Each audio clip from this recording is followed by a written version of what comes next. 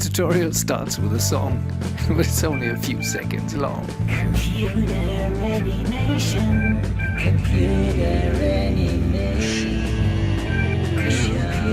Computer animation.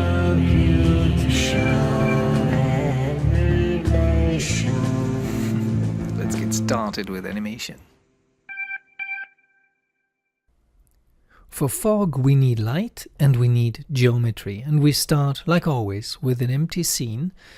And the reason for this empty scene is that I want to help everybody, even people who have never used Maya, to get into the program without any knowledge how to create whatever kind of sophisticated scene. And that's the reason why within 10 minutes or 15 minutes sometimes in my tutorials I never achieve really amazing results. I only can guide you and help you find your own results and refine things. And often I see excellent animations or modeled scenes with excellent textures, and the authors write, this took me 3 days or something like that. So this is going to be 10 minutes or so. And while I'm talking, you see that I created a whole scene. I create a cube which will represent my buildings in the scene. I move the pivot down to the bottom so I can scale it up from the ground plane. Then I create a mesh network from it with a distribute setting of more than 10.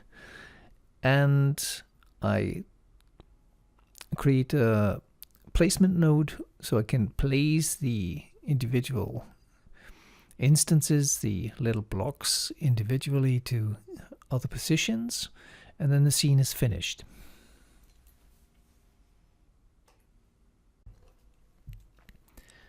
Now it's time for fog. We go back to the Arnold renderer here. We see the sky dome light, which I just rotated slightly so we don't see the horizon. And we have the light coming from the front to the back, which we could of course change. We have a few trees and a few blocks which resemble buildings or whatever. The fog is here. You need to go to the render settings. And in the render settings, to the Arnold render tab. And down here you find the environment, because the fog is an environment thing. And you have a background which is legacy here from previous versions of Arnold. What we use is the atmosphere, and there are two types of atmosphere currently available. One is create AI fog. That's what we need. So the fog is in the scene already, and you see it here in the attribute editor. That's the AI fog node. If we pick anything in the scene, this will go away because and we have to find it relocated to get it into the attribute editor. That's why I copy that tab. So that's the tab for the fog now. And now we can adjust the fog. And the interesting thing is default settings say that the fog is has a value of 1 in Z. And that means if you look from the top, let's move a little bit further away, that the fog comes in from this direction into that direction, and here it stops. We want the fog to be like a typical autumn fog, rising from the ground. That's why we need to set this to 0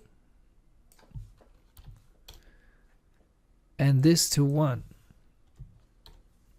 Now we have a fog which comes from the bottom to the top,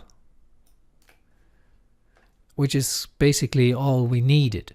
The distance is really, it's a very small number. If you use the slider, you get a totally blank scene. The distance is basically the density. 0.1 is pretty dense. But it looks like a real interesting fog scene, where you can move in and out.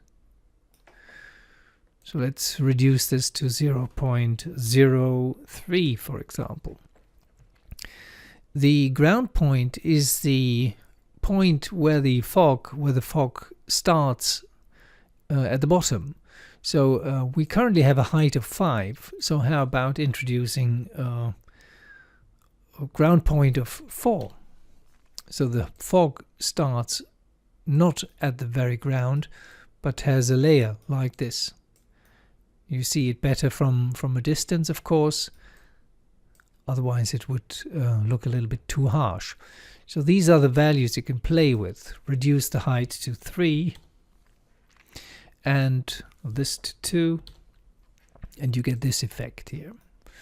Now we can raise the density from 0.03 to 0.05.